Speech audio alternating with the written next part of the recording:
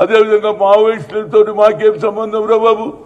మా నాయకురాలు ఇందిరాగాంధీనే చంపేశారు. మా నాయకుడు అయినటువంటి రాజీవ్ గాంధీని ఏది ఊతకో చేసి చంపేయడం జరిగింది. కనుక మేము ఇలాంటి భాష ఇడిచిపెట్టి ఇప్పటికన్నా నీలో మార్పు రావాలంటున్నా. నువ్వు కులగణలో ఏది జనగణలో కులగణ నువ్వు చెప్పినట్టు బీసీల నుండి 10 ప్రశ్నలు వేసిన మొదటి ప్రశ్న జవాబు చెప్పు.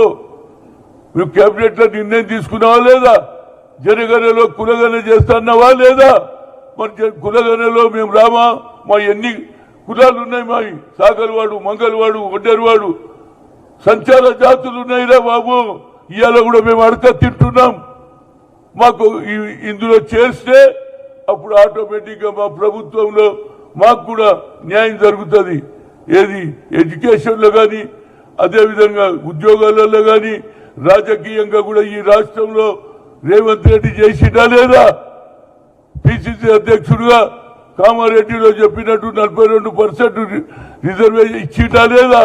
దానికి 55% ఏది కులగన జరిగితే 55% మాది ఉన్నదని మా ముఖ్యమంత్రి చెప్పాడు.